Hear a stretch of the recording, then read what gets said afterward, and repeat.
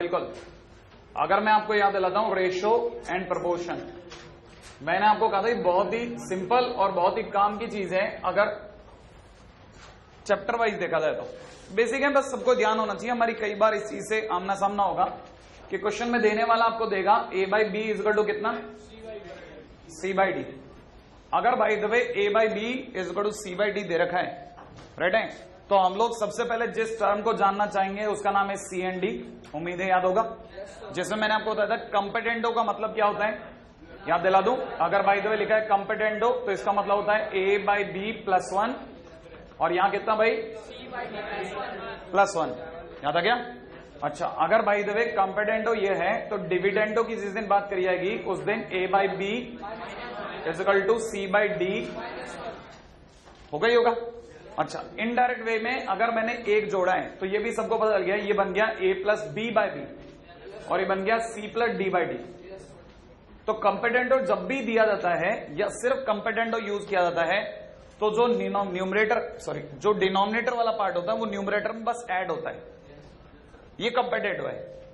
और डिविडेंडो में इसको अगर देखा जाए तो हम क्या लिखते हैं, A minus B divide by B, और यहां लिखते हैं C minus D divide by D. तो डिविडेंडो में क्या करते हैं, जो डिनोमिनेटर वाला हिस्सा है, डिनोमिनेटर वाला हिस्सा कौन सा भाई, बी और डी, ये ऊपर जाकर के लेस हो जाता है। लेकिन जब हम सी एंड डी कर रहे होते हैं तो कंपेटेंडो के कारण ऊपर ऐड हो रहा होता है और नीचे सब्ट्रैक्ट हो रहा होता है, क्योंकि हम इसका इसमें डिवाइड लगा रहे होते हैं। जैसे मैं इसका इसमें डिवाइड लगाऊंगा तो क्या होगा, बी से बी कैंसिल, डी से डी कैंसिल हो जाए, तो फाइनली मेरे पास क्या रह जाएगा, ए प्लस बी अपॉन ए माइनस बी। तो अगर देखा जाए जिस दिन हम लोग सी एंड डी लगाते हैं उस दिन ये बन जाता है ए प्लस बी अपॉन नीचे कितना, ए माइनस बी, और इधर की तरफ कितना हो जाता है, सी प्लस डी अपॉन सी माइनस डी। अच्छा, मान लीजिए कि मेरे को क्वेश्चन में किसी ने कहा कि मेरे पास में sine theta upon cos theta, right है, इज इक्वल टू में 5 दिया है। Sine theta upon cos theta is equal to 5 दे रखा है। अच्छा, अगर मेरे से किसी ने कहा कि सी एन डी लगाओ आप, तो सी एन डी लगाने का सोचते मेरे दिमाग में क्या आना चाहिए, साइन थीटा प्लस डिनोमिनेटर वाला कॉस थीटा डिवाइड बाय नीचे कितना, sine theta minus cos theta is equal to में यहां कितना होना चाहिए, 5 प्लस 1। हाँ, क्योंकि कुछ नहीं लिखा मैंने, 1 लिखा है, और नीचे की तरफ कितना, 5 माइनस 1। इसे कहते हैं सी एन डी अप्लाई करना। जो नीचे लिखा है उसी को जोड़ना और जो नीचे लिखा है उसी को सब्ट्रैक्ट करना, राइट है भाई। अच्छा, अब उल्टी बात सोचनी है। उल्टी बात क्या सोचनी है, और यही सीखना है। ये अगर बाय द वे आप नहीं जानते तो आप अपने आप को गलत जगह रोक रहे हो सी एन डी पे, कि मैं सी एन डी नहीं जानता। अगर आप अपनी लिमिटेशन यहीं तक रोक कर रखोगे तो आप ये कभी नहीं जान पाओगे। जिस दिन आपने इसका उल्टा उड़ना सीखने की कोशिश करी तो ये तो फ्री में आएगा। आपको ये सोचने में आना चाहिए कि जिंदगी में कभी आपका मुकाम अगर ये बन गया, सोचने में आ रहा है आपको, अगर कभी ये मुकाम दे दिया किसी ने तो आपको उल्टा सोचने में आना चाहिए कि इस तरह की तस्वीरें तो तब बनती हैं जब सीएनडी अप्लाई हुआ हो। सोचने में आया? तो सोच के जवाब दीजिए कि ये किसके इक्विवेलेंट होगा, e की power x upon minus x. कहानी पकड़ में आ गई कि नहीं आई? ये कहानी आपको यहां से पकड़ में आनी चाहिए, ठीक है। अब क्या भरोसा ये सही है, क्या भरोसा कि क्या ये सही है। अगर ध्यान हो तो ये बन गया 1 अपॉन ई की पावर एक्स, देख पा रहे हैं आप, ये क्या बन गया, एलसीएम आ गया, ई की पावर कितना हो गया बोलो, 2x प्लस 1, नहीं दिख रहा आपको। एलसीएम लेने के बाद ये बन गया ई की पावर 2x प्लस 1, ये बन गया ई की पावर 2x माइनस 1 अपॉन ई की पावर x से अपॉन ई की पावर x कट गया, राइट। कितना रह गया, ई की पावर 2x प्लस 1 अपॉन ई की पावर 2x माइनस 1, और ये कितना बन गया, ई की पावर 2x। कैसे बराबर कर लूं sir, point to be noted है, कैसे आखिरकार ये दोनों आपस में बराबर हो गए, ये तो बराबर ही नहीं है। क्लिक करो, सोचो, आखिरकार मैं आपको उलझा चुका हूं, वहां पे ले आया हूं जहां पे अक्सर स्टूडेंट मेरे पास आता है कि ये पॉइंट सर कैसे बराबर हो गया। सीएनडी तो आपने यहां लगाया होगा, इससे आप यहां आए होगे, लेकिन ये दोनों बराबर कहां हैं सर?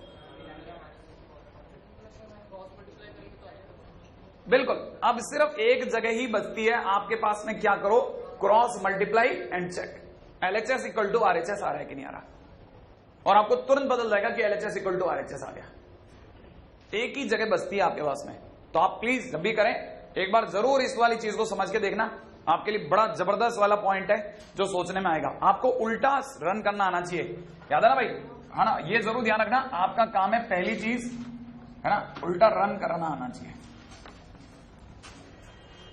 क्या आप जब भी क्वेश्चन में ये देखें आपके साथ में ये भी दिमाग में एक पॉइंट रहे कि हाँ ये भी बन सकता है। मैं हर बार की बात नहीं कर रहा, कभी कभार आपको ये भी क्लिक करना चाहिए कि ये यहां से भी जा सकता है। अच्छा खैर फिलहाल अपन ने कल के दिन, अच्छा हाँ कल तो अपन ने, एक मिनट, अपन तो रिवाइज कर रहे थे ना कल और क्या क्या किया था, मैं आपको याद दिलाता हूं। ये पहला पॉइंट था। सेकंड पॉइंट हमारी जरूर इस पर बात हो गई थी, मेरे को याद है अच्छे से। A/B is equal to C/D is equal to E/F होता है।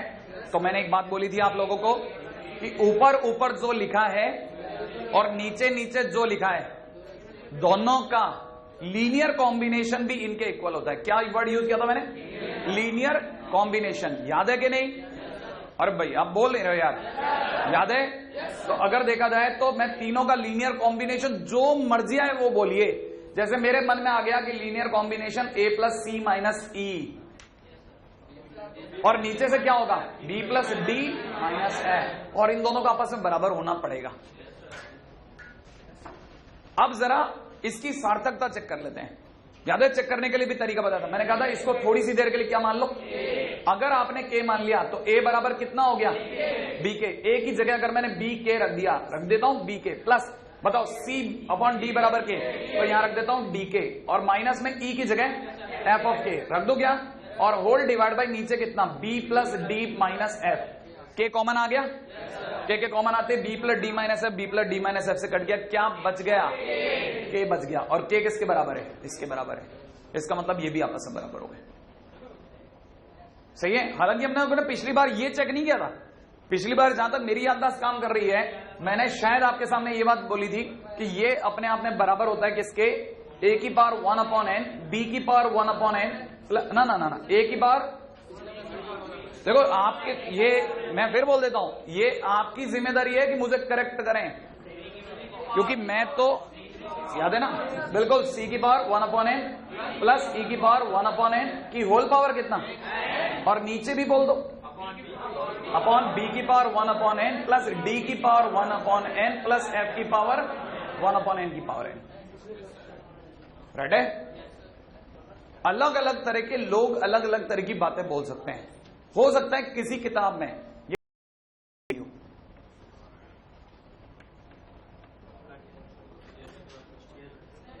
वो बिल्कुल ये भी लिख सकते हैं। क्यों लिख सकते हैं? क्योंकि मैंने आपको कहा था लीनियर कॉम्बिनेशन। अब आप एक नया शब्द सुन रहे हैं। कौन सा नया शब्द सुन रहे हैं? Linear combination. एक सेकेंड, ऐसे ही बात चली है, क्योंकि शब्द उठाए तो आप जरा उसकी गहराई में भी आ जाइए। मैंने कहा B और D का लीनियर कॉम्बिनेशन बताओ। एक आपने बोला B + D, और बोलो B - D, और बोलो B - 2D, और बोलो 2B - D, ये भी एक है। और एक बच्चे ने जवाब दिया बहुत है, एंड ही नहीं है। राइट है? लेकिन मैं अगर एक ही लाइन के अंदर सबको एंड करके दिखा दूं, ये सारी की सारी चीजें जितनी भी हैं ये सब की सब कहीं ना कहीं XB + YD है, जिसमें X और Y का मान आप बदलते जा रहे हो। तो क्या कह सकता हूं कि नहीं कह सकता हूं? This is linear combination. क्या आपको कहानी पकड़ में आ रही है? लीनियर कॉम्बिनेशन में दिखाना, कहानी यहां से समझ में आ रही है? ये लीनियर कॉम्बिनेशन है। अब आप X और Y की वैल्यू बदलिए, ये सब आपके सामने आ जाएंगे। फिलहाल इतनी दूर तक भी नहीं जाता, अपन तो क्वेश्चन करते हैं एक दुक्का, छोटे छोटे क्वेश्चंस, ठीक है, ताकि एक बार अपन लॉग में एंटर हो जाएं, क्योंकि पहला काम तो मेरा लॉग है। ठीक है, अभी तक मैं लॉग में एंटर नहीं हुआ, क्योंकि मेरे लिए लॉग करवाना इसलिए जरूरी है क्योंकि वेरी नेक्स्ट डे से, मतलब 1-2 दिन के अंदर आप लॉग तक पहुंच जाओगे, और लॉग का डोमेन और रेंज के लिए आपको जरूरत पड़ेगी। उस समय भी ये चैप्टर सपोर्ट करेगा। हमारी बात चल रही है A/B C/D पे। अच्छा, और सोचते हैं, क्या आपको ये पता है कि अगर बाय द वे A और B अगर रेशो हैं तो A³ = B³ ट्रिप्लीकेट रेशो है। तो A⁴1/3 और B⁴1/3 सब ट्रिप्लीकेट है, और A² और B² डुप्लीकेट रेशो है, और A⁴½ और B⁴½ सब डुप्लीकेट रेशो है। नाम तो पता रहेंगे, नाम पता कर लें। ठीक है ना, लिख लीजिएगा if a is to b is ratio, यहां से चालू करें अपन बात को, then this is triplicate ratio, this is sub triplicate ratio, ठीक है, and this is duplicate ratio. हालांकि कोई जरूरत नहीं मुझे इस पे बात करने की, लेकिन क्योंकि टेस्ट पेपर में अक्सर इस तरह के वर्ड यूज हो जाते हैं, तो हम लोगों को बस पता होना चाहिए कि अच्छा डुप्लीकेट का मतलब इसका स्क्वायर है। अच्छा,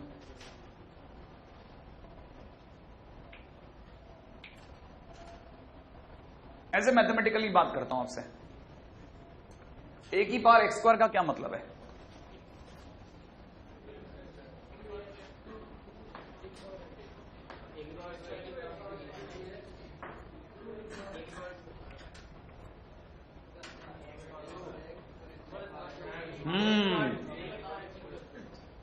समझ में आया आपको? क्या क्या पूछना चाह, अब तो मेरा फील भी समझ में आ रहा होगा मैं क्या चाह रहा हूं, क्या करूं? अरे होल पावर एक्स स्क्वायर नहीं, कितने लोगों को याद आ गया? याद आ गया? क्या फंडा मारा मैंने, m की पावर n की power p is equal to कितना, m की पावर np। क्लिक कर गया कि नहीं कर गया? हाँ, ये चीज अक्सर हम मिस कर जाते हैं, ठीक है। कई क्वेश्चंस ऐसे होंगे लॉग के अंदर, आपकी शीट के अंदर, इधर और उधर, जहां आपको ये चीज क्लिक करनी चाहिए। वो तो मैं बीच के अंदर इसलिए भी, तब तक जब तक कोई कॉपी कर लेता, कोई जल्दी करता, कोई धीरे करता है, कोई जल्दी करके आ रहा होता तो खाली नहीं बैठे बातें करते हैं हम लोग। चलिए साहब नेक्स्ट पॉइंट के ऊपर बात करते हैं, है ना। छोटे मोटे तो हमारी सारी बातें हो गई थी, एक क्वेश्चन हो जाए, बहुत सिंपल सा क्वेश्चन है, find numerical value of ratio a upon b plus c is equal to में b upon c plus a is equal to में c upon a plus b, question mark.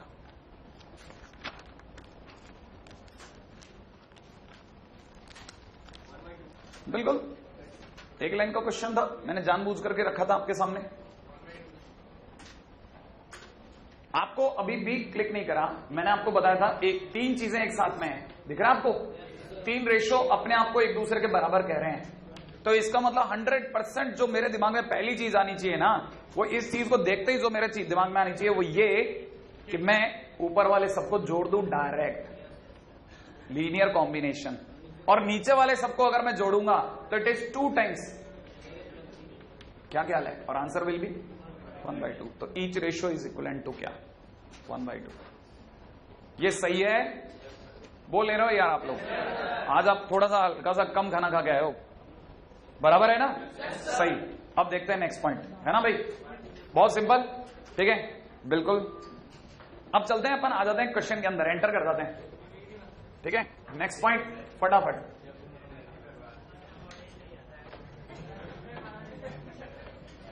बिल्कुल मैं आपको ठीक 7:30 छोड़ दूंगा ताकि आप टाइम से खा लें, ठीक है। तब तक उसके जोश में ही आप बोलिए, ठीक है।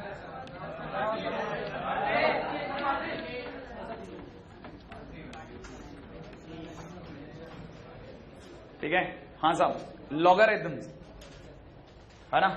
एंट्री पे जरा एकदम से भिड़ते ही एंटर नहीं, ये होता है, थोड़ा इधर उधर बातें करते हुए चलते हैं, ठीक है साहब।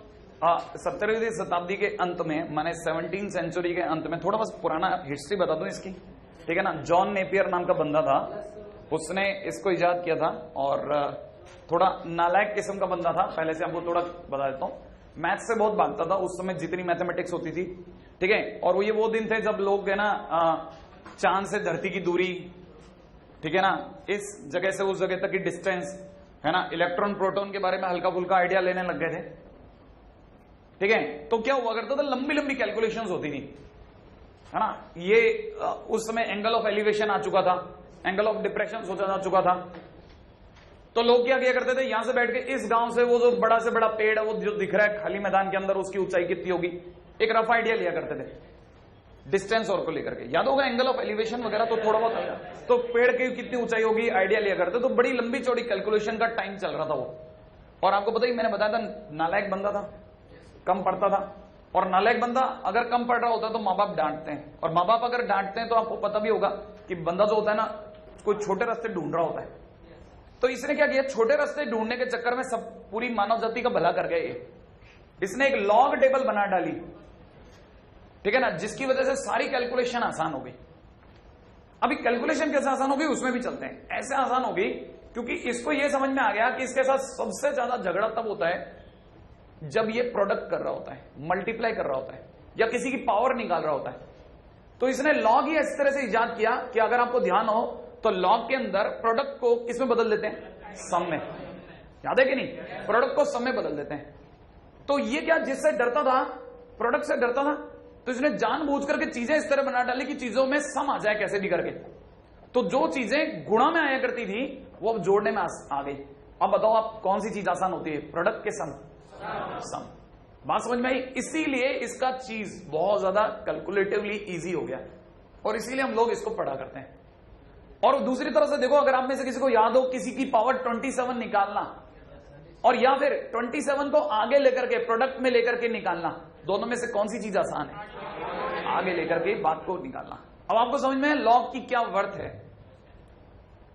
अब आपको यह भी समझ में आ गया होगा कि ये जो भी मैंने बकवास करी ना, ये बकवास नहीं थी, आगे पीछे आपको इस लॉग की इंपॉर्टेंस समझाने का एक नजरिया था, ठीक है ना, टोटली। अब आपको यह समझ में आया जॉन नेपियर ने जो किया हमारे लिए किस तरह से काम का है वो अपन समझ जाएं।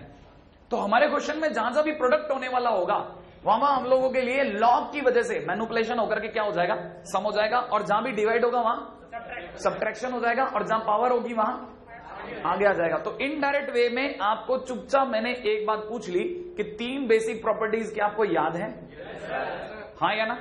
अब बात करते हैं, वापस आते हैं, सारा खेल कहां से चालू होगा, नंबरों से चालू होगा, ठीक है। नंबर, जैसे अगर बात करूं मैं नंबर की, जैसे 64 की बात करता हूं।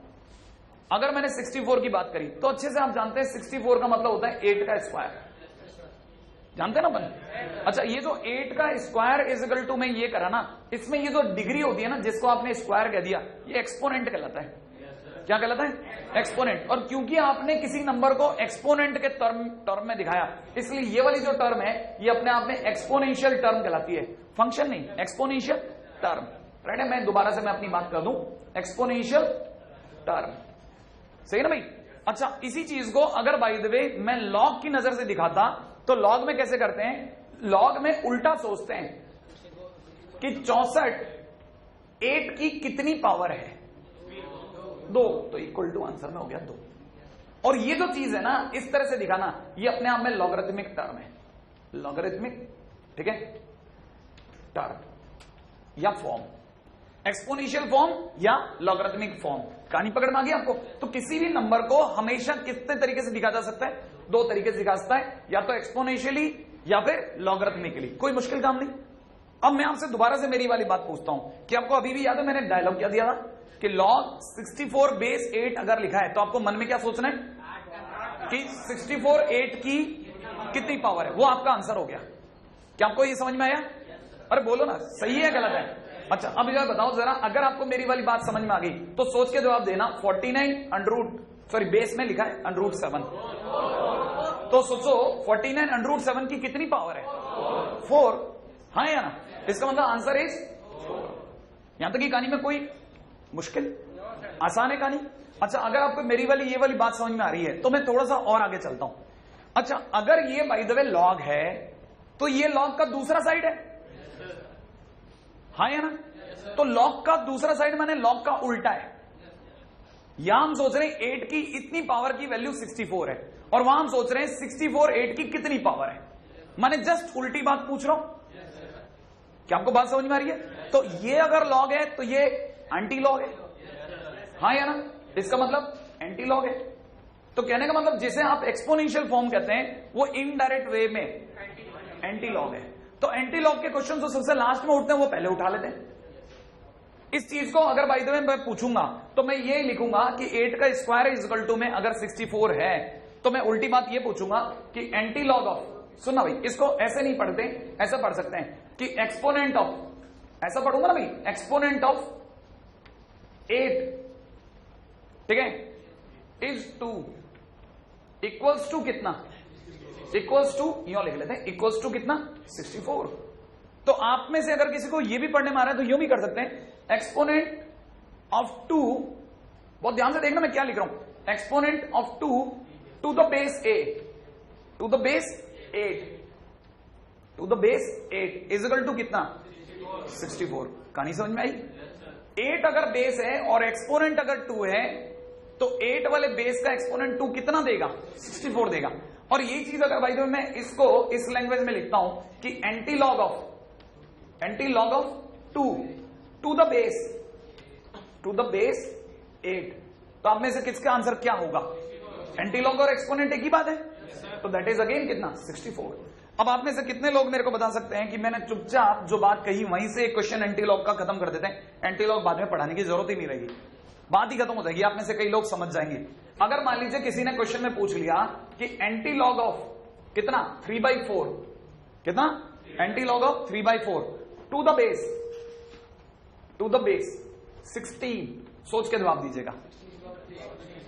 कितने लोगों को समझ में आ गया? बेस में कौन है 16 तो 16 की पावर कितना दे दिया 3/4 आया ना। इसका मतलब 2 की पावर 4 की पावर 3/4 इसका मतलब कैंसिल आउट होकर 2 की पावर 3 इज इक्वल टू। क्या आपको कहानी पकड़ में आ गई? एंटी लॉग पढ़ाने की जरूरत है? अब आपको ये पकड़ में आ गया एंटी लॉग क्या चीज है? एज सिंपल एज दैट है ना। अच्छा अब एक मिनट है ना, जो लोग पढ़े हुए हैं लॉग मुझसे ठीक है उनसे, क्योंकि मैं आगे इसी लैंग्वेज में हो सकता है कभी कभार बातें करने लग जाऊं तो उस समय कोई सदमे में नहीं आ जाए, उस चीज को मिला देता हूं ठीक है। अगर बाय द वे किसी को लॉग अगर अभी तक सॉल्व करना नहीं आता है तो मैंने इसके लिए एक छोटी सी कहानी बनाई थी ठीक है, वो आपके सामने दोबारा से बोल देता हूं। अगर मान लीजिए log x base 2 is equal to, suppose कीजिए किसी ने दे रखा है मेरे को log x बेस 2 की जगह 16 कर देता हूं ठीक है, 16 इज इक्वल टू में 2 दे रखा है किसी ने सपोज ठीक है। तो x की वैल्यू निकालने के लिए हम लोग क्या किया करते थे, एक छोटी सी कहानी थी कि log का मतलब होता है डंडा, लकड़ी होती है ना पेड़ का तना, उसको log बोला करते हैं। और पेड़ का तना जब सूख जाता है तो डंडा बन जाता है, और डंडा बूढ़े के काम आता है चलने के, बूढ़ा आदमी चलता है तो है ना डंडा लेके चलता है ना, तो डंडा बूढ़े के काम आ रहा है। इसका मतलब x के आगे अगर log है तो इसका मतलब x बूढ़ा है, उसके आगे डंडा रखा हुआ है, और जो चरणों में बैठा है वो कौन है? नौकर है। चरणों में नौकर बैठते हैं, इसका मतलब 16 कौन है? नौकर है। इसका मतलब 16 जो नौकर है वो किसी बूढ़े आदमी का नौकर है, और बूढ़े आदमी का नौकर होना माने आफत, तमाम तरह की बकवास सुनना, ये देख ये कर दिया, वो पीछे का गेट खुला छोड़ है, चाय का कप अभी तक यहाँ पे पड़ा है ना, तरह तरह की व्याधियां, हर तरह की बात पे सुनाना। तो नौकर की जान आपको पता ही ना खतरे में, हमेशा उसको लगा रहता है यार अब ये फिर सुनाएगा, तो उम्मीद में रहता है किसी दिन तो ये डंडा गिरेगा है ना। जिस दिन ये डंडा गिर जाएगा मैं जाऊंगा, भाग जाऊंगा यहां से। अब नौकर भाग के करेगा क्या? फिल्म तो चल नहीं रही कि नौकर उधर सेठ बन गया, नौकर करेगा क्या? नौकरी करेगा है ना। तो एक दिन वो सुनहरा दिन आता है जिस दिन ये डंडा गिरता है, ये दौड़ के जाता है और सामने सेठ खाली बैठा है, इसके चरणों में जगह मांग लेता है। तो x इज इक्वल टू कितना हो जाएगा 16 to the power 2, as easy as that. क्या ये वाली बात सर उधर दिखा सकते हो आप? किधर? इधर दिखा सकते हो? सोचते हैं डंडा गिरा 8 इसके चरणों में, 8 की पावर 2 इज इक्वल टू 64। नहीं आया? क्लिक कर गया कि नहीं कर गया? As easy as that right है। क्या सर ये वाला फंडा हर जगह काम करेगा? अरे दुनिया में तमाम जगहों पे काम करेगा ठीक है। उल्टा यहीं से बात निकली है तो दूर तक रख करके वापस आ जाता हूं है ना, क्योंकि कहानी होगी आप हर बार सोचना ये इसका, अब ये डंडा गिर गया भाई ठीक है। जैसे मान लीजिए क्वेश्चन में किसी ने बस ऐसे ही चिल बकवास है, किसी ने दे दिया x to the power 16 is equal to 0 right है, शॉर्ट पड़ा x is equal to 16 to the power 0 is equal to 1 right है भाई। अब जरा थोड़ा और चेंज कर लेते हैं, मान लीजिए log में x बेस, बस ध्यान से सुनना भाई, सपोज कीजिए यहां पे होता 4 और ये ग्रेटर देन 0 होता सर, फिर क्या करते सर आप? मैंने कहा अगर ऐसा होता तो भी ये गिरता और x ये रह जाता greater than 4 to the power 0 हो जाता राइट है भाई, तो x ग्रेटर देन 1 हो जाता। बहुत बकवासी बात थी राइट है। अच्छा अब जरा इस बकवासी बात को जरा दूसरे चरण पे लेके चलता हूं। आप में से कितने लोगों को log का ग्राफ आता है? याद है? थोड़ा बहुत याद है ठीक है, बाकी आना तो पूरा चाहिए था। log का एक्चुअल ग्राफ होता है ऐसा, ये log का ग्राफ होता है ठीक है। log का ग्राफ याद रखना बेहद आसान है ठीक है। मैंने क्या बताया था? log माने तना, सूखने के बाद डंडा, किसको जरूरत होती है? बूढ़े को। देखिए साहब बूढ़ा, बूढ़ा ग्राफ है, याद आ गया? 100% कर्म भी बूढ़ों वाले दिखाता हूं बूढ़ा माने बहुत धीरे चलने वाला। देखो साहब, आप में से किसी को ध्यान हो, log 10 बेस 10 1, राइट है भाई। log 100 बेस 10 आप 90 बढ़ा चुके हो, अगले ने सिर्फ 1 पॉइंट गिना है अब तक 2, राइट है। एक और बढ़ा लो, अब आप 990 बढ़ा चुके हो, अगला 3 पे पहुंचा है ना। मान लो आपको ये भी पसंद नहीं आ रहा, आपने 2 दर्जन जीरो दे दिया भाई को, कितना देगा? सिर्फ 24। कहानी पकड़ में आई कि नहीं आई? दिस स्लो, अगर देखा तो इतना स्लो है ये। इसी कारण आने वाले टाइम में आप में से कई लोग ये बात मानने लग जाएंगे जो मैं बोल रहा हूं। अगर आपको समझ में आ रहा है ना, तो अंदर से आवाज आएगी शॉर्ट है, ठीक है। देखना जरा क्या बोला मैंने। अगर मान लीजिए कहीं पे पता चल जाए x की वैल्यू इनफाइनाइट है, तो आप में से किसी को यह समझ में आ जाना चाहिए कि लिखने वाले ने अगर log x बेस 10 लिख दिया और नीचे सिंपल x भी लिख दिया, राइट है, तो आपको यह पता हो जाना चाहिए कि अगर क्वेश्चन वाले ने ऐसा लिख डाला है तो आपको पता होना चाहिए x जब इनफाइनाइट देगा माने 10 की पावर पता नहीं कितनी देगा, तो भी ये गिन चुन के वापिस आंसर देगा। सोचो 2 दर्जन जीरो पे 24 दे रहा है ये। अगर मैं इसके ऊपर 24,000 जीरो लगा दूंगा ना, तब भी ये मात्र 24,000 उत्तर देगा। इसका मतलब इनफाइनाइट पर it is very low in comparison to x। सही बात है कि नहीं? तो ऊपर वाला is very very very very very very very less than x, और वेरी वेरी लेस देन का जिस दिन डिवाइड जाएगा it is very very less than 1, और 1 से छोटा होते होते कहां तक गिरेगा? ये 0 आ जाएगा। तो आंसर लिमिटिंगली 0 हो गया। क्या आपको समझ में आया? नहीं आया? कहानी पकड़ में आई कि नहीं? इसका मतलब आपको यहां से लॉग की प्रॉपर्टी में पहली प्रॉपर्टी क्लिक करनी चाहिए जो आपको यहां से समझ में आती है कि लॉग की अच्छा ये हालत है, इतना स्लो चलता है कि आपको ये चीज पहली चीज है जो आपको पकड़ में आनी चाहिए, लॉग का ग्राफ बूढ़ा ग्राफ, राइट है, याद करने का पहला तरीका, ठीक है। अब काम की बात में दूसरी बात सुनना। अब जरा ये भी याद रखिएगा, मैंने कहा अभी एक साथ में कॉपी कर लेना, ये और ये एक दूसरे के उल्टे हैं, सही है। इसकी फोटो समथिंग की डिग्री है।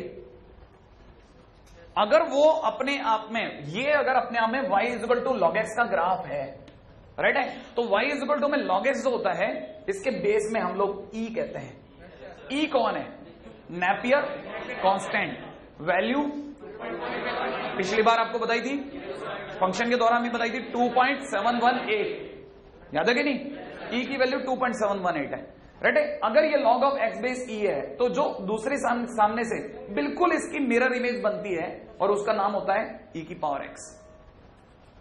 ये अगर y इज इक्वल टू में log of x base e है, तो this is merely y is equal to e to the power x है, एक्सपोनेंशियल फॉर्म। ये डिग्री में लेके बैठा है, ये उसी डिग्री को log में लेके बैठा है, ठीक है।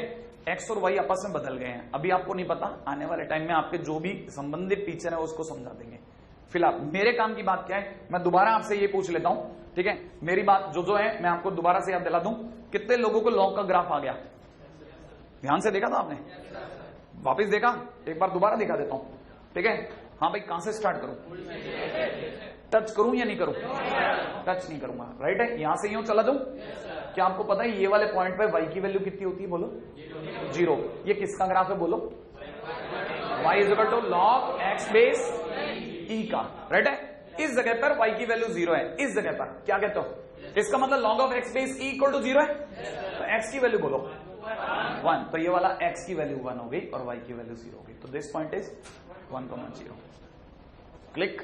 एक बात नंबर 2, अभी मेरी बात आधी है, ये कब बना? ध्यान से सुनना, ये भी लॉग का पूरा ग्राफ नहीं है। लॉग का पूरा ग्राफ 2 हिस्सों में बटा हुआ है। ये वो ग्राफ है जिसमें बेस e है, e माने 1 से बड़ा बेस है। अगर बेस अगर 1 से छोटा होगा, ठीक है, तो ये टंगा हुआ ग्राफ होगा। बात समझ में आई? उल्टा होगा, जस्ट उल्टा। और ये वाला पॉइंट वापस वही 1,0 होगा। ये कब होगा? जब y इज इक्वल टू में log ऑफ x बेस क्या है? a है, और a की वैल्यू अपने आप में 1 और 0 के बीच में, ठीक है। अब मेरे साथ में मेरे को एक चीज समझाना बहुत ध्यान से। मैं किसी और पॉइंट पे फाइट मार रहा हूं, आपको ग्राफों का दिख रहा होगा। मैं ग्राफ की बात नहीं कर रहा हूं, अभी आपको समझ में आए भाई। मैं मुद्दे की बात वापस कर दूं। मैं आपको वापस कह रहा था, मैं लॉग के ग्राफ के ऊपर नहीं आ रहा हूं, आपको समझ में नहीं आएगा। अभी मैं धीरे धीरे आपको बता पाऊंगा मैं किधर हूं एग्जैक्टली। लेफ्ट से राइट आते समय मेरा चौक ऊपर की तरफ जा रहा है या नीचे की ओर, माने राइजिंग या फॉलिंग?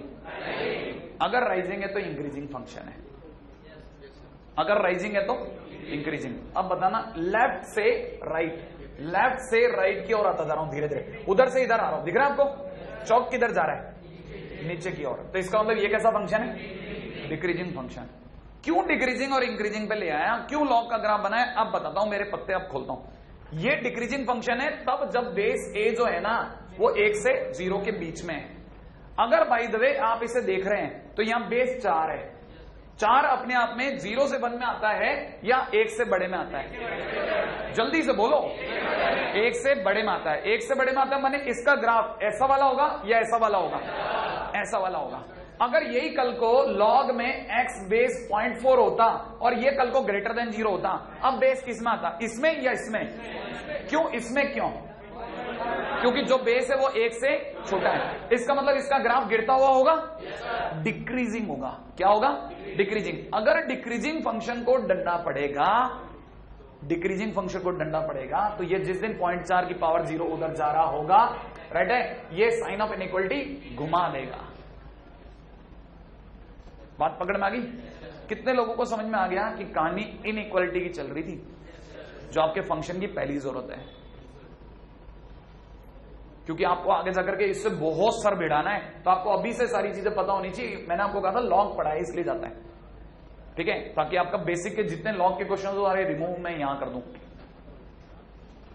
है ना, बाकी बच्चों के क्वेश्चन उधर हो जाए, लेकिन लॉग की आधी जरूरतें पूरी कर रहा हूं मैं। कहानी पकड़ में आ गई?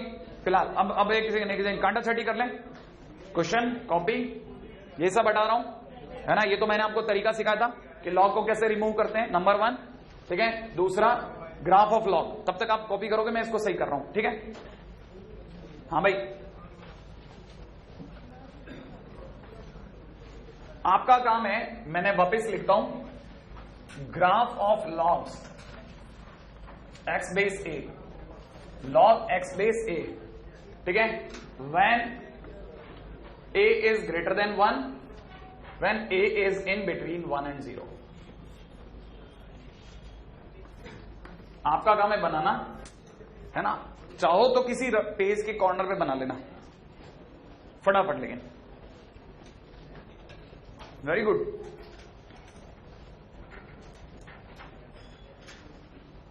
नहीं किया,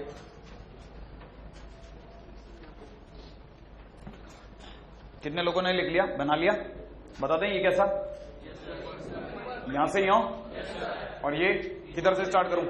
इधर से, इधर से टच कराऊं या नहीं? यो ये पॉइंट बोलो, हाँ वो हल्का फुल्का हाथ का कमाल, 1,0, ये पॉइंट बोलो, हाँ 1,0। Increasing decreasing? इंक्रीजिंग। ये डिक्रीजिंग फंक्शन के रिमूवल पे साइन ऑफ इनइक्वालिटी चेंज, और इंक्रीजिंग पे चेंज नहीं होता। साइन ऑफ इनइक्वालिटी कब कब चेंज होता है पहले बताओ?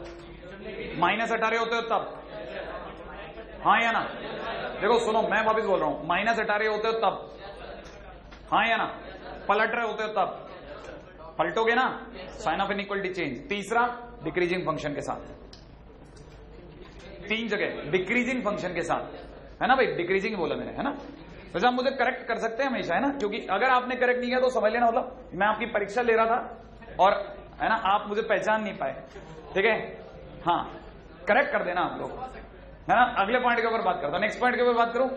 अच्छा, ये हुआ graph of log of x base a, छोटी बड़ी कहानी है ना। अब आता हूं बेसिक बात पे, y इज इक्वल टू में log of x base a में पहली चीज जो सबको ध्यान है, जिन्होंने लॉग पढ़ा है, हाँ भाई, जिन्होंने भी लॉग पढ़ा है उनको ये ध्यान होना चाहिए, इसमें a जो है, याद है, बेस a, ये हमेशा एक तो पॉजिटिव होगा और कभी भी 1 नहीं होगा, और ऊपर वाला जो x है वो भी हमेशा पॉजिटिव होगा। कहानी पकड़ में आ गई? चलिए, अगर कहानी पकड़ में आई तो मुझे पहली चीज बताइए, किसी ने कहा y इज इक्वल टू में लॉग, बहुत ही सिंपल सी बात रखी है अगर आपके सामने, ठीक है। किसी ने मुझे कहा कि लॉग ऑफ, है ना,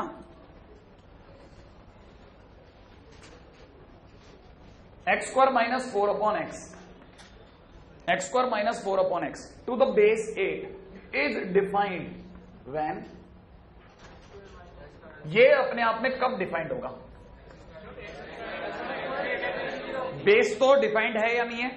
बेस 8 अपने आप में पॉजिटिव है और गलती से भी किसी को 1 तो नहीं दिखता। तो अगर देखा जाए सिर्फ ऊपर वाला केस इज डाउटफुल, हम लोग फोर्स करेंगे x square minus 4 upon x, भैया आपको ग्रेटर देन 0 होना है क्योंकि लॉग को डिफाइन होने का मांगता है। और अगर ये वाली बात सही है तो इसको उधर ले जाऊं, ले गया। अगर मैं उधर ले गया तो x square greater than 4 upon x हो गया। इसको थोड़ा एक्सचेंज भी कर लेता हूं ताकि आप चीजों को आसान में देख लें, कई लोगों को बहुत आसान लगेगा। अब आप में से कई लोग खटक से सोच भी